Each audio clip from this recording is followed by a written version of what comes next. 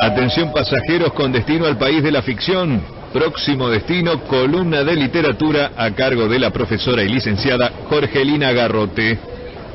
Un viaje con vos, de novela.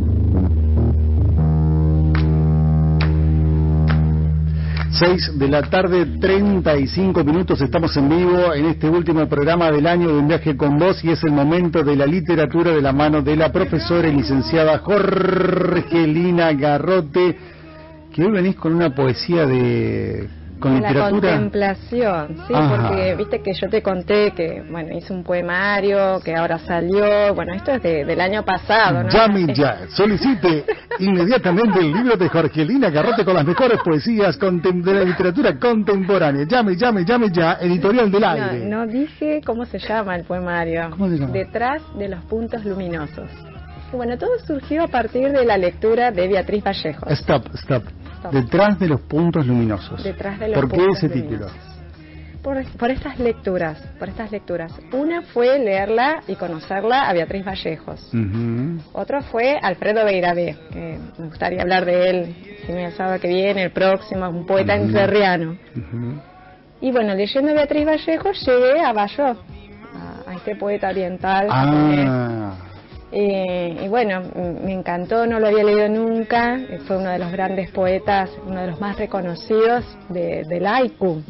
Estamos hablando del siglo XVII, estamos hablando del siglo XVII, fue un maestro del haiku. Y bueno, acá escuchándola a la chica que no me acuerdo el nombre, Eugenia Encleta, que ella, bueno, anduvo mucho en bicicleta. Este poeta anduvo mucho, pero caminando. Él recorrió 2000 kilómetros caminando de Japón. Bueno, si vamos retrocediendo, ¿no? Bueno, cuando nace en 1644, fue hijo de un samurái de bajos recursos. Y por esa razón su padre y tanto él también fueron servidores o sirvientes de una familia muy poderosa de aquel entonces, la familia Todó, muy rica. Y hay un momento, bueno, en su adolescencia que él comienza a escribir y tiene amigos con los cuales, bueno, él comienza también a trabajar esto del haiku, este tipo de poesía, que es una poesía breve.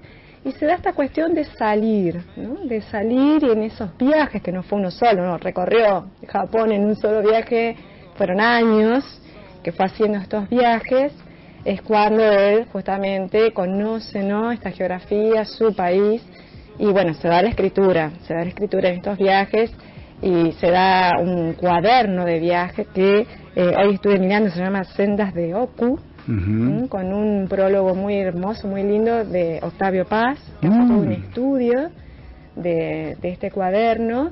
Y bueno, eso me fue llevando, ¿no? En su momento, cuando yo leí a Beatriz Vallejos, viste que ella escribe de una manera muy concentrada, y creo que también tiene que ver con esta influencia de la poesía oriental, porque si hablamos del haiku, estamos hablando justamente de una poesía muy breve. Una vez vos me preguntaste cómo era esa estructura. En realidad el haiku vendría a ser como una condensación del tanka, Si hablamos del tanka, es una poesía japonesa compuesta por 2 estrofas. La primera estrofa es lo que conocemos como el haiku, es decir, 3 versos, el primero de 5 sílabas, el segundo de 7 sílabas y el tercero nuevamente de 5 sílabas.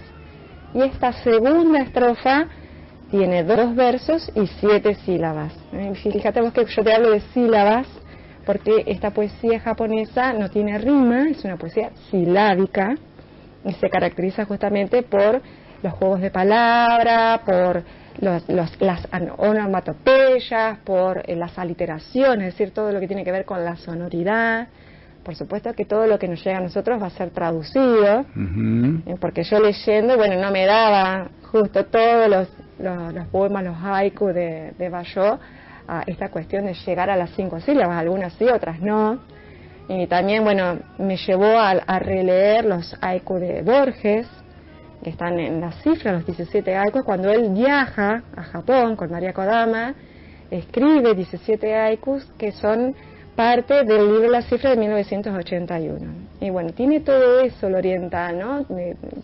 Si vamos nuevamente a los orígenes, en este caso no fue el único Valló quien escribió haikus. Es decir, es un tipo de poesía muy interesante, muy popular en Japón, y en el caso de él tuvo sus discípulos, sus descendientes, podríamos decir así, literarios. No solo fue para Balló una poesía desde el punto de vista de la expresión estética, de cómo expresarse él, además de que fue muy popular, sino que fue una forma, una actitud de vida. Y creo que esto del salir, esto de ir y viajar, lo llevó también a lo que busca un monje, ¿no? En este caso budista, que es la liberación, el nirvana, ¿no? De qué manera a través de la contemplación busca unificarse con la naturaleza. Por eso vos lees los haikus de Balló, pensás, pero no está diciendo nada, son anodinos, porque los temas tienen que ver, por ejemplo, si te digo el sonido del viento sobre los campos de arroz, el vuelo de una mariposa, el intento de una libélula por posarse sobre la hierba. Es decir, son esas pequeñas cosas que tienen que ver con la contemplación de la vida que transcurre. Y eso es lo interesante de la poesía del haiku, es captar el instante, pero también es la manera en que uno se encuentra con lo sagrado, porque la vida tiene su lado sagrado. Por eso lo elegí hoy, porque si decimos, bueno, ¿qué tenemos de balance, ¿no?, en este año tan difícil?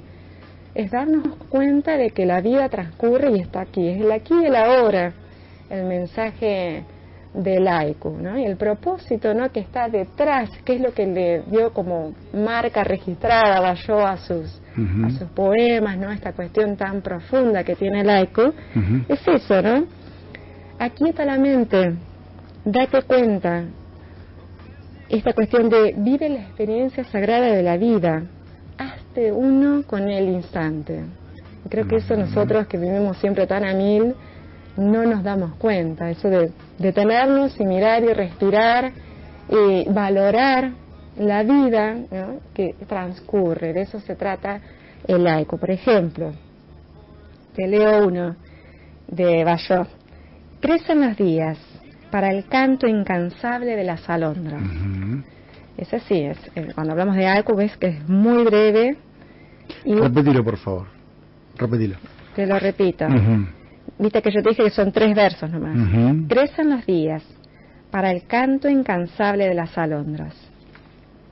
Otro. Cae del árbol y derrama su agua una camelia. Es decir, es captar ese instante, es lo que él observa, pero tiene que ver con algo más profundo, ¿no? Porque eso lo lleva a la meditación. Y por supuesto el haiku no solo es tradición japonesa en poesía, sino que eso también tuvo su influencia en Europa y en Latinoamérica. Y algo que también fue interesante en la época de Balló, esto que yo te decía, el tanka, cuando él era joven, y también lo hizo con sus discípulos, con los seguidores, ¿no?, en cuanto a como el poeta, ¿no?, como Balló poeta, era una primera estrofa, el haiku, y la segunda era como un juego, jugaban. Esto de compartir la poesía, de crear colectivamente. Entonces uno empezaba y el otro continuaba, hacía la segunda estrofa. Y le decía Octavio Paz en este estudio que leí esta mañana, es que de alguna manera él se adelantó a lo que hicieron los poetas surrealistas, esto de crear poesía colectivamente. Bueno, eso ya lo hacía en el siglo XVII Balló. Y bueno, los poemas de los haiku de Borges son preciosos también. Léanlos, no solo están en internet, están en La Cifra, ¿no?, que es este libro de Borges. Por ejemplo, te leo uno que dice... de Borges Estos son de Borges, sí. Fíjate vos que él también estuvo muy influido, ¿no?, por la poesía oriental, por la filosofía oriental, no solo en poesía, sino también en sus ensayos. Algo me han dicho la tarde y la montaña, ya lo he perdido. Bajo la luna la sombra que se alarga es una sola. ¿Es o no es el sueño que olvidé antes del alba? Callan las cuerdas, la música sabía lo que yo siento. Estos sí, son perfectos, vos los contás y son, como te decía, 17 sílabas y así distribuidas como se dice que tiene que ser el haiku. A mí me pasa que leyendo los de Bayot, por ahí según la traducción, algunos sí son perfectos en cuanto a la traducción y otros no llego yo a las 5 sílabas. Y te leo uno más de Bayot. Un viejo estanque, una rana que salta,